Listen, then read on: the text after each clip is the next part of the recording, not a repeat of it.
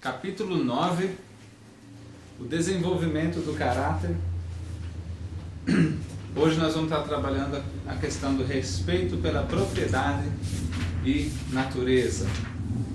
No desenvolvimento do caráter nós vimos a questão do respeito pelos mais velhos, do respeito pelos de idade igual e outras coisas que nós vimos antes. Hoje nós vamos terminar esse trio desses 3 capítulos, o 7, o 8 e o 9, falando do respeito pela propriedade e também pelo respeito pela natureza.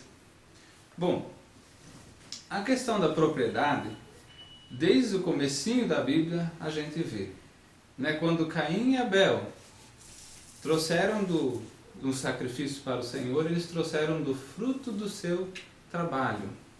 A propriedade tem muito a ver com isso. Uma pessoa tem direito a possuir alguma coisa, a dizer, não, isso daqui é meu por causa do trabalho. Isso é propriedade privada, certo? No Velho Testamento nós temos, por exemplo, em Êxodo, no capítulo 20, versículo 15, um dos mandamentos é não furtarás. Isso implica no quê? Na propriedade privada, no direito de uma pessoa de ter alguma coisa, de possuir alguma coisa e de não ser tirado dele por outros, certo? E quando a gente fala então de respeito pelas pessoas, muitas vezes a gente já logo pensa também no que as pessoas possuem. Porque no que a gente desrespeita uma pessoa, nós tendemos também a desrespeitar aquilo que é deles, as suas posses. Toda ação que demonstra desrespeito pela posse de alguém, demonstra também desrespeito pela própria pessoa, certo? Então, não furtarás, dando a entender então que cada um tem o direito de ter aquilo que é seu, aquilo que é o fruto do seu trabalho, a posse, a propriedade privada. Há algumas pessoas que podem dizer, não, mas isso aí não existe. Não tem esse negócio de posse, de propriedade, o homem não tem direito a isso, porque tudo pertence a Deus. E é interessante que é verdade que tudo pertence a Deus. No fim das contas, tudo pertence a Deus e nós pertencemos a Deus. Inclusive, quer a gente obedeça ou não, quer a gente goste ou não, nós somos criatura dele, estamos no controle dele. Então, realmente, tudo pertence a ele. Só que quem é que dá ao homem as coisas pelo fruto do seu trabalho? É Deus. Então, mesmo que tudo seja, de fato, de Deus, Ele dá ao homem esse direito. Ele dá ao homem a capacidade de administrar aquilo que ele conquista através do seu suor, através do seu trabalho. Uma das passagens interessantes que eu gostaria de mostrar é Eclesiastes 5, no versículo 18 e 19. Aqui no texto ele apenas cita, então vamos dar uma olhada, vamos dar uma lida. Salmos, Provérbios, Eclesiastes capítulo 5, 18 e 19.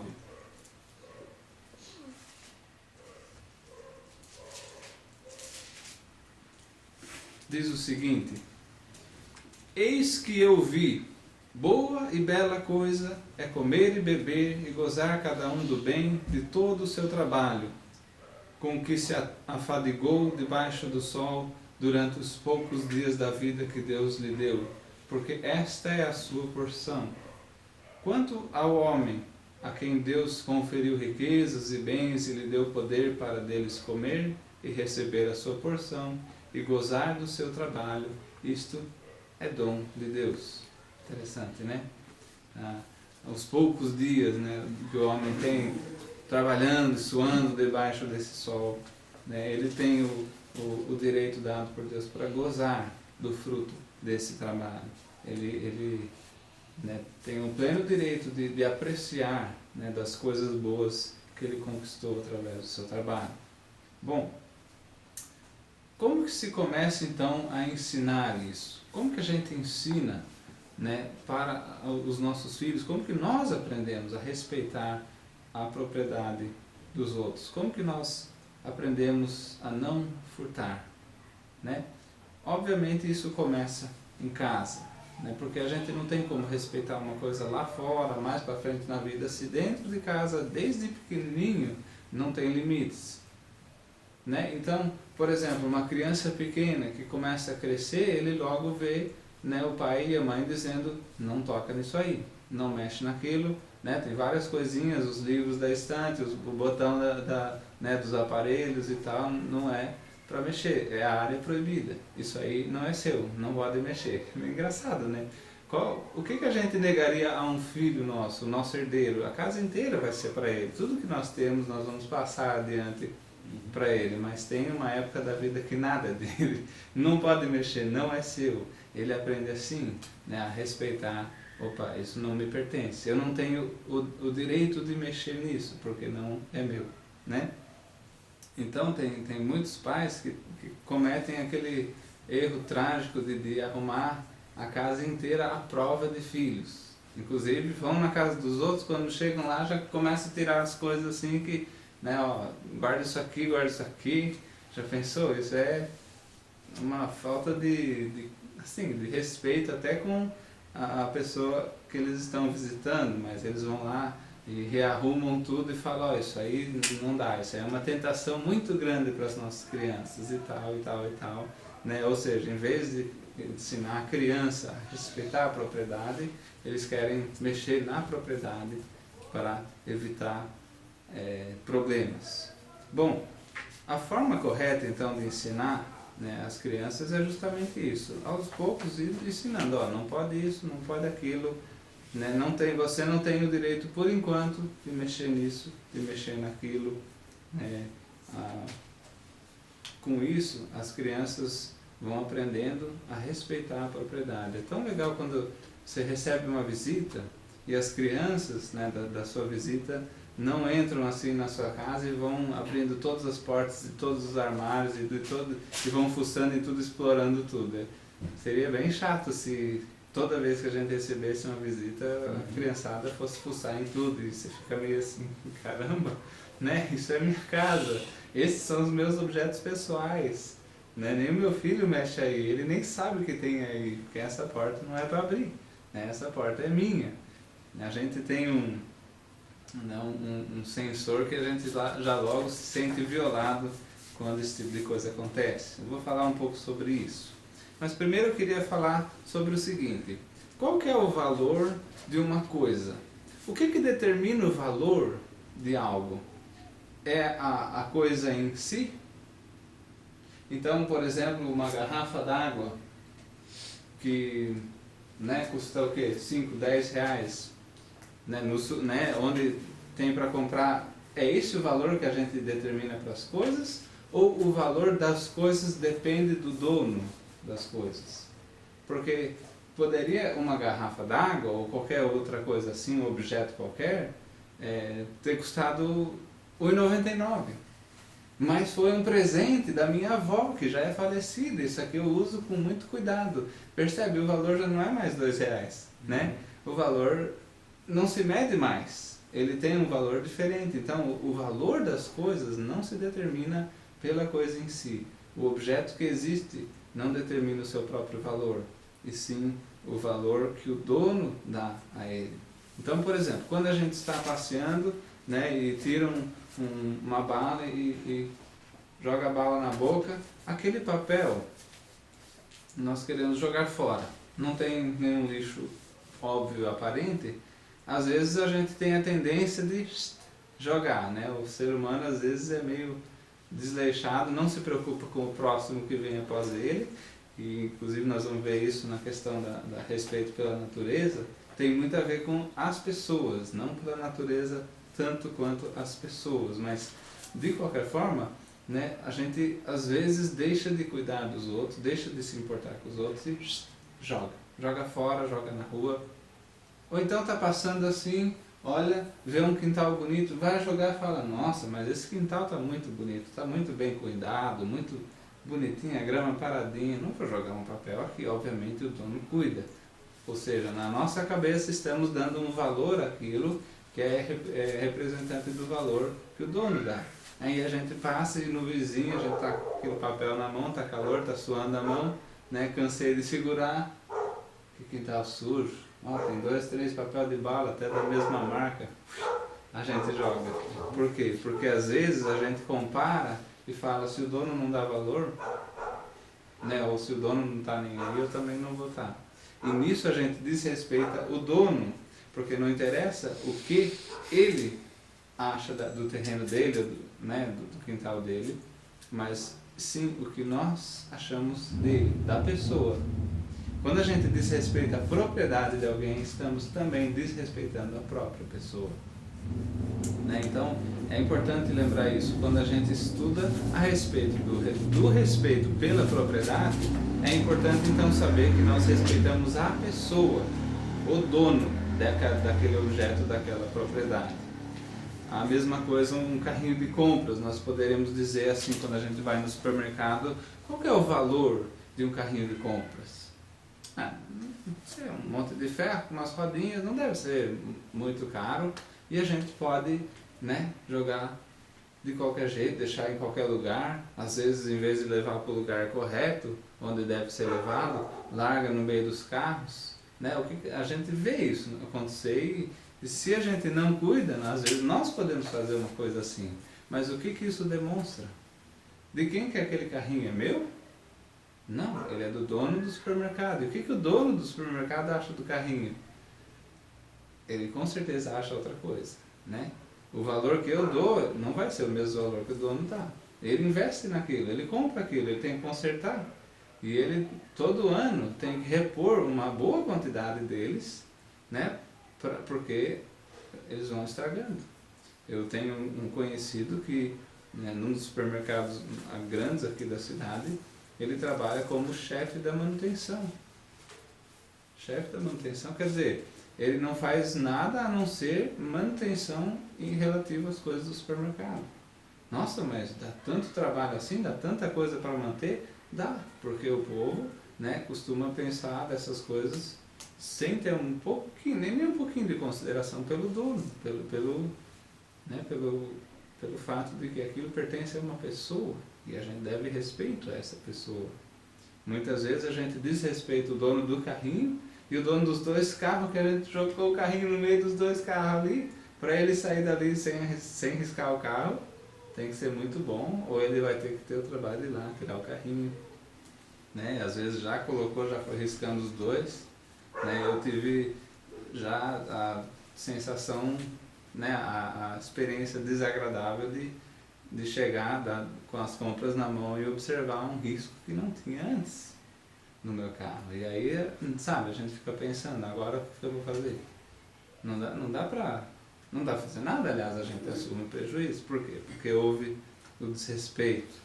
E não era um carro necessariamente velho, né? Às vezes as pessoas têm esse padrão duplo, de novo, né? A questão do terreno limpo, terreno sujo, carro velho, carro novo. Ah, não, perto de um carro novo eu não vou deixar, que é isso, nossa, riscar um carro novo. Um carro velho pode riscar, já está todo riscado mesmo, né? E a gente, com isso, a gente dá o valor para o objeto e não para a pessoa, e esse é o grande erro. Então, só lembremos bastante disso, sempre ensinar aos filhos, isso aí pertence a alguém, pense naquela pessoa, pense naquele alguém, e aí respeite aquele alguém, e aí você terá então um respeito melhor pela propriedade. Bom, na página 93 ele fala da propriedade e domínio. Nem tudo que a gente tem é um objeto palpável. Tem coisas que nós temos que nos pertencem, mas que não são materiais. O tempo, por exemplo, você não pega ele, né? Agora, o tempo que nós temos, nós vamos prestar contas a Deus pela forma que nós usamos ou gastamos esse tempo, certo? Então ele pertence a nós para ser administrado e nós prestaremos contas, assim como as nossas posses, o tempo passa a ser então uma posse que é nossa. Nós, quando roubamos o tempo de outra pessoa, estamos também né? Desrespeitando uma propriedade sua. Por isso que eu falei roubar o tempo, né? É realmente um furto, é realmente uma forma de extorquir algo de alguém, né? Quando a gente fica enrolando alguém, ou falando demais no telefone, ou sabe, quando você percebe que a pessoa tem um compromisso e você quer falar, e às vezes a gente fala, e aí puxa isso, e puxa aquele assunto, e fala mais um pouco, e fica falando e não fecha a matraca. Percebeu já que a pessoa tem, que está sabendo, ele falou, como você, não, por favor, deixa, eu tenho compromisso.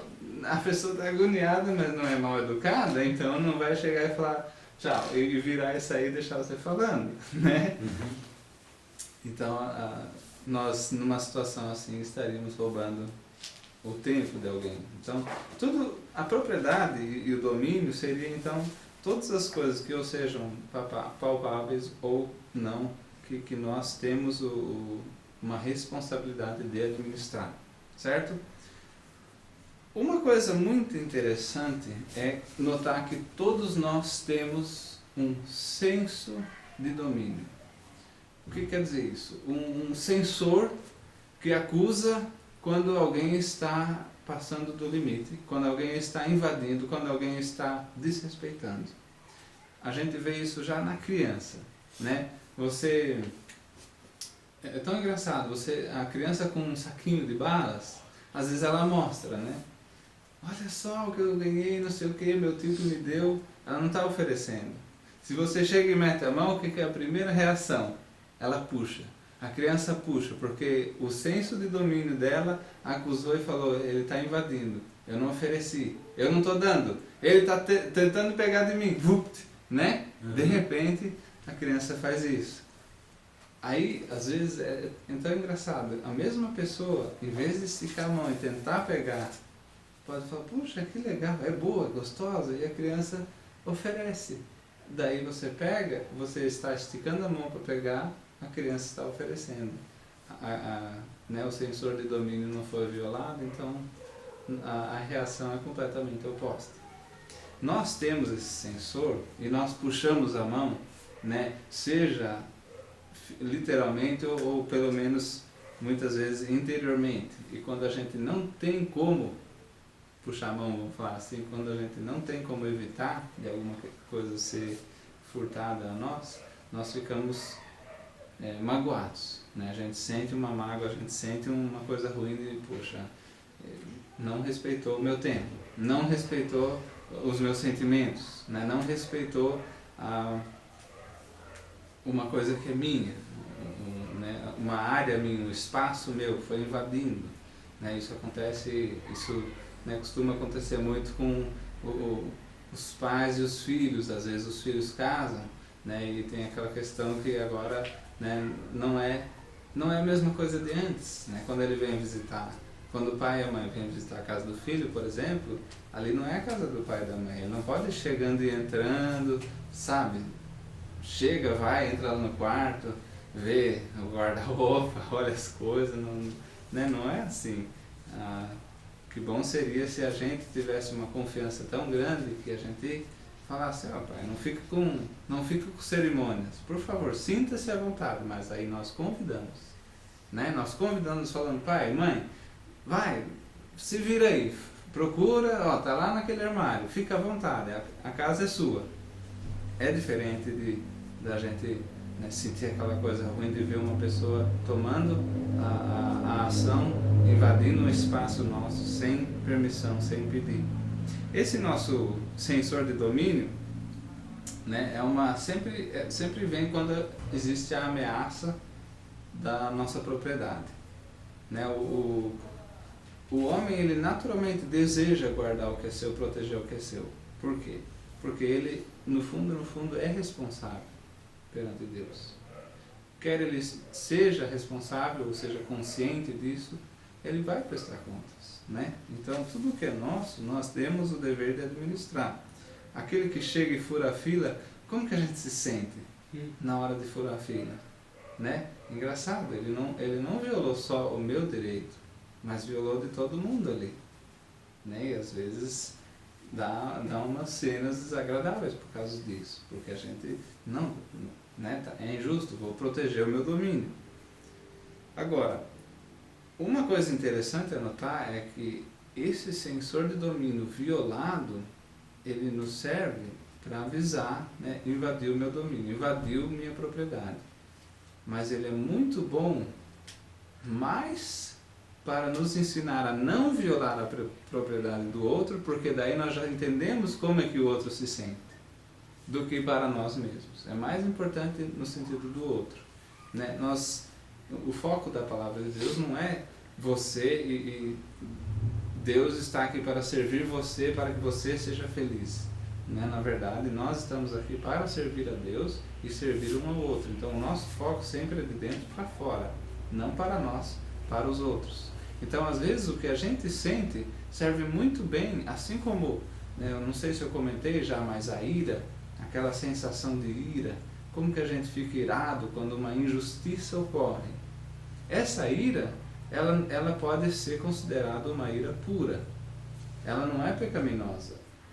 Se nós nos deixamos dominar pela ira e aí fazemos alguma coisa dominados pela ira, ou então nós guardamos essa ira e ficamos remoendo e ela se torna amargura, aí sim, a ira, que em si era neutra, se tornou maligna, foi usada para o mal. Mas Deus se ira.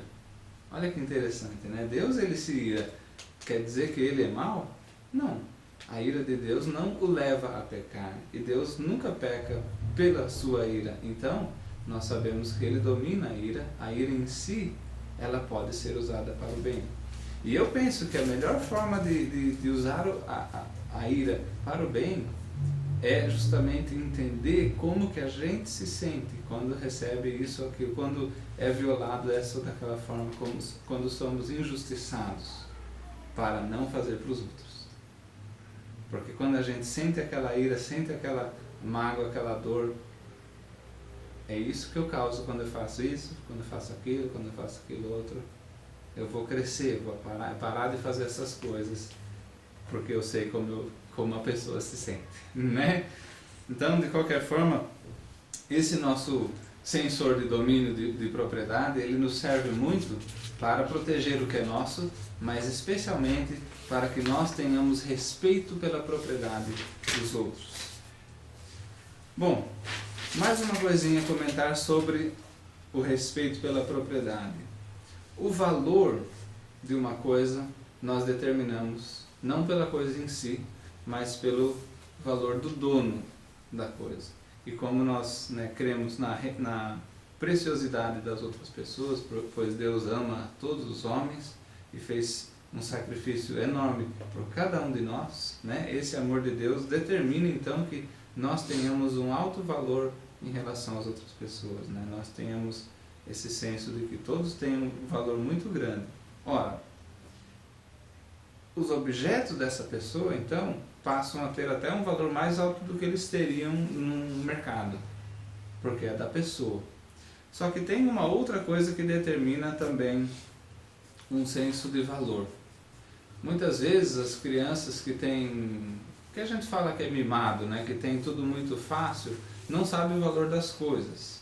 E eles são principalmente os primeiros assim a violar os direitos dos outros, porque eles não têm um senso de valor, nem do objeto em si, eles nem sabem o que o objeto vale, para pensar no valor do dono e assim julgar o objeto, mas nem o objeto também não tem valor.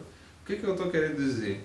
Uma criança que recebe tudo de mão beijada, mas tudo mesmo, até os desejos de coisas que não são necessárias, mas os pais dão tudo que pede dá, não tem preço nenhum, ela não sabe o valor dessas coisas. Para ela, é ela querer para ter. E muitas vezes chega na fase adulta, eu quero tal coisa, vou lá e pego. Né? É o ladrão na forma mais simples assim. Ora, uma recomendação muito boa, muito prática, é dar deveres às crianças. Né? Uma forma de ensinar o valor das coisas para os jovens é dar deveres a eles, dar responsabilidades, dar tarefas. Né? Por exemplo, se tem um cachorro, quem que cuida do cachorro? Dá essa tarefa para uma criança. No começo, talvez, se ela for bem nova, ainda não poderia administrar bem, mas fica em cima, vai ensinando, daqui a pouco cuida numa boa, né? E uma criança bem nova poderia, com responsabilidade, cuidar de um cachorro. Outras coisas assim, como fazer a limpeza, né? O cachorro faz as necessidades dele, ó, você que limpa, né? E esse tipo de coisa assim. Teve uma ocasião em que o autor do curso, né, as filhas dele, as duas filhas dele elas queriam comprar um jogo lá de tabuleiro, bem, sabe, um jogo inteligente até, mas estava custando $25. Para um americano, o que são $25? É aquela coisa que, pá, tira do bolso, paga, pronto, acabou, diverte e entretenimento para as crianças por horas. Agora, o que eles fizeram? Porque tinha peça pequena. Às vezes a criança não dá valor para as coisas, então aquela peça pequena, perdeu. Como perdeu? Perdeu. Sabe? Não cuida. A criança, se ela não aprende o valor das coisas, ela tem tende a não cuidar de nada. Então, eles fizeram o seguinte: filhas, para cada balde de pedra que vocês vão limpar dessa área aqui do quintal, para levar lá perto do muro, que nós vamos pôr todas as pedras ali, eu vou dar $1. Então, um baldinho de pedra, $1. Ora, era só levar 25 baldes de pedra. Para elas, no começo, antes de começar a pegar nas pedras, dinheiro fácil, né? O jogo está ganho. 2 semanas depois, depois de muito suor e carregando cada baldinho, né, as duas juntas segurando o balde até lá, enchendo, levando, aí elas entenderam, né, que as coisas custam, não é assim de graça. E pelo fato delas trabalharem, elas entenderam o valor daquele jogo. Elas até ficaram meio assim: será que esse jogo vale todo esse nosso trabalho? O que define o valor de um objeto? O trabalho que dá. Às vezes você pega... eu lembro uma vez um rapaz que estava me mostrando uma panela de pressão pequenininha, assim, miniatura, feita de latinha de refrigerante. Ele fez a panela de pressão certinha, a partir do metal da latinha. Ora, estava muito bonito, mas quanto que ele queria por aqui? Ele queria R$5. Aí você pensa, se pesar esse tanto de alumínio lá no ferro velho, quanto que vai dar em dinheiro? Coisa de centavos. Eu não vou dar R$5 para esse pedaço de alumínio. Só que não é um pedaço de alumínio. Aquilo ali é uma obra de artesanato. O que ele trabalhou para que ficasse daquele jeito, ele dava então o valor de R$5. Né? Então, o valor das coisas é determinado também pelo trabalho que dá. Né? E muitas vezes a gente fica chateado quando alguém, sabe, despreza uma coisa nossa, porque pensa que não tem valor. Quando a gente ralou para fazer, foi nós que fizemos. E doeu, suou, né? Houve trabalho. E, então, para nós tem um certo valor. Pode não ser, né, feito em fábrica, pode ser meio assim artesanal, meio, você olha assim, não é aquela coisa toda, mas foi você que fez, você sabe o trabalho que dá, né? O respeito pela propriedade nós podemos ensinar para as crianças já desde cedo, dando trabalho para elas. Trabalho recompensado, não é tudo, né? E engraçado, né? É isso, o pessoal já vai falar, ó, trabalho infantil, não é desse tipo de coisa, né? O trabalho infantil, as leis que existem contra o trabalho infantil existem porque houve pessoas que exageraram de uma forma assim, muito maldosa. Eu tenho certeza que não seria necessária essa lei se não fosse por causa desses excessos, porque o trabalho das crianças, ele é importante para as crianças, né? Se a gente fosse seguir esse tipo de lei absurda à risca, que tipo de crianças nós iríamos criar? Ainda mais com essa lei nova aí agora, que não pode nem relar a mão, tem que conversar, né? E aí daqui a pouco eles vão criar uma lei de que não pode deixar a criança de castigo por 3 dias a fio. Mas por que não pode deixar por 3 dias? Porque vai ter um que, né, não é verdade? Ele vai levar as coisas em excesso, ele não pôs o dedo, não relou. mas ficou de castigo 3 dias, criança de castigo 3 dias. Que isso? Que absurdo é esse? Né? O que ela fez? Matou alguém? Sabe? Né? Não é para tanto. Então, existe todo um equilíbrio nessas coisas todas, e o trabalho das crianças ensina as crianças o valor que as coisas têm. Elas param de desperdiçar, elas param de ficar pedindo, né, em excesso. Né? É normal pedir, é uma coisa boa até, mas ficar pedindo sempre, pedindo, é porque pensa que não vale nada, que é fácil, que é assim. Que o papai e a mamãe, eles saem, vão ali numa árvore que tem dinheiro, colhe o dinheiro, né? Chacoalha a árvore, cata o dinheiro e pronto. Foi assim. Demorou o quê? 15 minutos para colher o dinheiro? Né? E não foi difícil, é só ir ali buscar. Né? Tem algumas pessoas que têm esse tipo de sonho, esse tipo de ilusão, quer dizer. Então, os brinquedos, né? A criança que bate, quebra o brinquedo, ela não sabe o valor. É só botar para trabalhar um pouquinho. Agora, né, tira o brinquedo, vamos trabalhar, vamos comprar um brinquedo assim, assim, assim. Mas primeiro tem que trabalhar. Tem que lavar tanta louça, tantos dias lavando a louça para tal brinquedo. Né? Isso ensina com magia, né? Como que as coisas têm valor.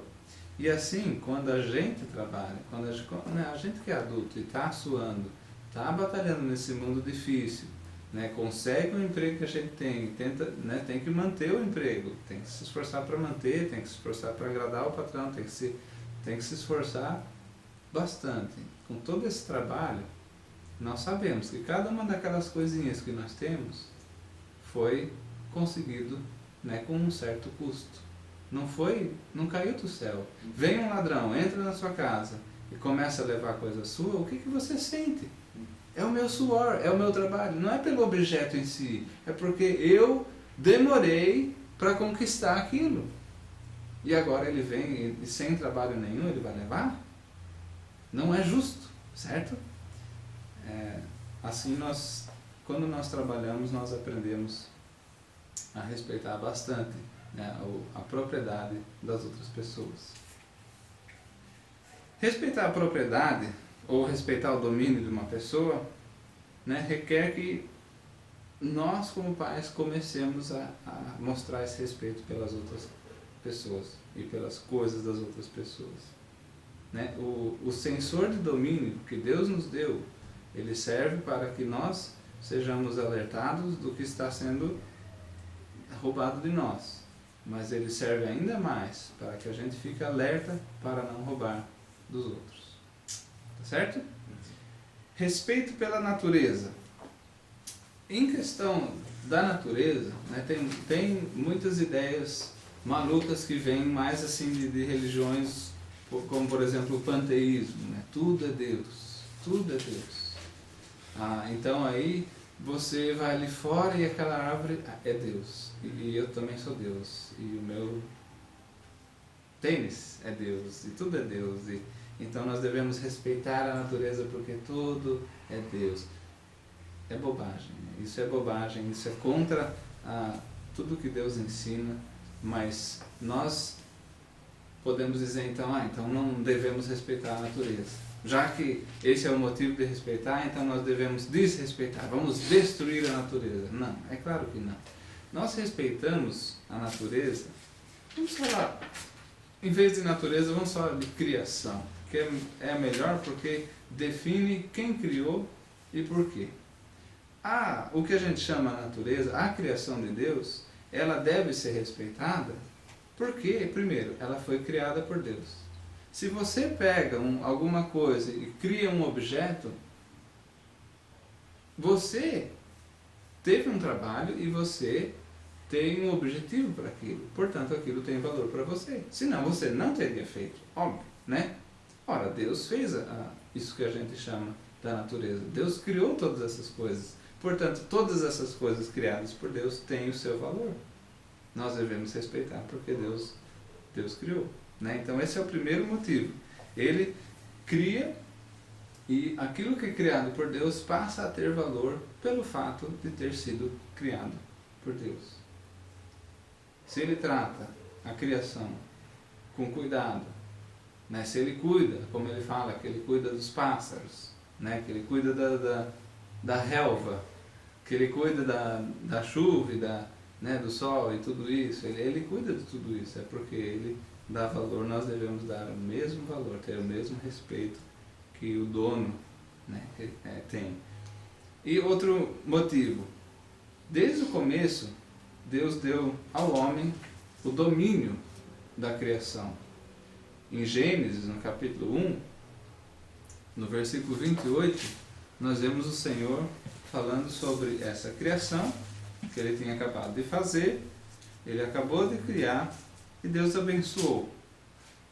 Inclusive, Deus abençoou o homem e a mulher e disse para eles o seguinte, Gênesis 1, 28, sede fecundos, multiplicai-vos, enchei a terra e sujeitai-a. Olha só, o homem sujeitar a terra. E daí fala, dominai sobre os peixes do mar, sobre as aves dos céus, sobre todo animal que rasteja pela terra, ou seja, dominai sobre tudo. Isso que a gente chama natureza está dentro da autoridade do homem.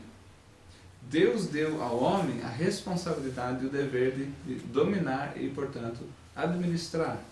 E, inclusive, é isso que significa quando alguém pensa dominar, portanto eu faço o que eu quiser. Não, não é isso que quer dizer. Quer dizer dominar, exercer domínio é ser o senhor de alguma coisa. É cuidar, é administrar. Então, esse é outro motivo pelo qual nós devemos ter respeito pela criação. A nós foi dada a função de jardineiro, vamos falar assim, né? Ao homem, coletivamente, é dada a ordem para cuidar e para manter uma harmonia ecológica. Então a gente não viola, né? A gente não destrói, a gente não sai por aí, né, rasgando as folhas das árvores, a gente não sai por aí destruindo tudo e matando tudo, porque o Senhor deu a nós a responsabilidade de cuidar. Outra coisa, o terceiro motivo, nós devemos respeitar a natureza por causa da preciosidade dos outros.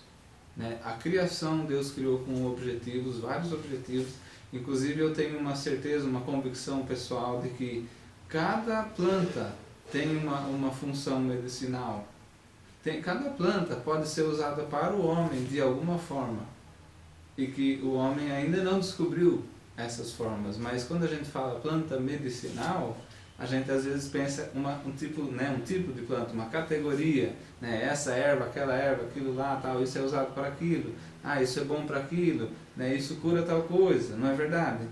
Agora, se a gente estudasse tudo e tivesse como conhecer exatamente do jeito que Deus criou né, a função e a utilidade de cada coisa, a gente não ia falar ervas medicinais, porque não ia ter nenhuma erva que não fosse medicinal. E isso até aquelas que a gente sabe que elas são ervas daninhas. Daninhas porque elas têm um alto poder de crescer e reproduzir no lugar que a gente não queria. Então a gente está tentando cultivar outra coisa, ali está vindo a tiririca e tudo mais, né? Mas até aquilo tem valor, porque Deus criou. Então, tudo aquilo que é criado por Deus é útil para o homem. E quando a gente destrói, além de estar talvez abrindo mão de um bem nosso, nós estamos impedindo o nosso próximo de desfrutar daquilo. Quando a gente pensa, por exemplo, estou passeando de carro, eu não tenho o direito de passear e observar a beleza das árvores? Sabe, aquele sol da tarde assim bonito, caindo assim, às vezes lá longe tem uma chuva, tem um arco-íris, não é gostoso você estar indo para algum lugar, estar num passeio e você admira essa beleza da criação, você vai para um lago, você vai para um parque, você vai para um lugar e é tudo bonito. Imagina vir um homem e corta tudo, acaba com tudo, deixa só assim na terra desbastada. Não seria feio? Não seria uma coisa triste? Não seria... O que acontece? Às vezes quando a gente não cuida, quando a gente não pensa nisso, não pensa no outro, que tem esse direito de olhar, de apreciar, nós estamos desrespeitando a natureza e também o nosso próximo.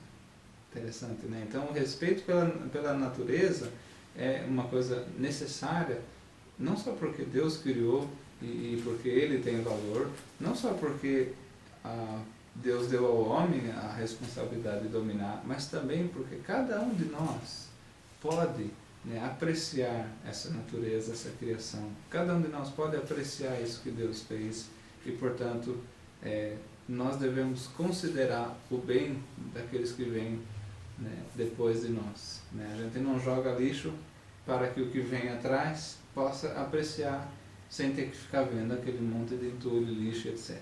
Né? Considerar a preciosidade das pessoas ao nosso redor. Isso conclui então essa questão do respeito pela propriedade e também o respeito pela natureza. Quando a gente respeita, nós estamos considerando aqueles ao nosso redor como sendo preciosos. Isso é uma coisa muito abençoada, né? Respeito é uma forma de dar, certo? E o Senhor disse que dar é mais bem-aventurado, é mais abençoado do que receber. Que nós possamos sempre dar bastante respeito a todos ao nosso redor, né? Tanto os mais velhos, quanto aos pais, quanto a toda forma de autoridade, quanto àqueles que não são iguais, quanto, né, a propriedade das pessoas e até mesmo a criação de Deus. Amém? Amém.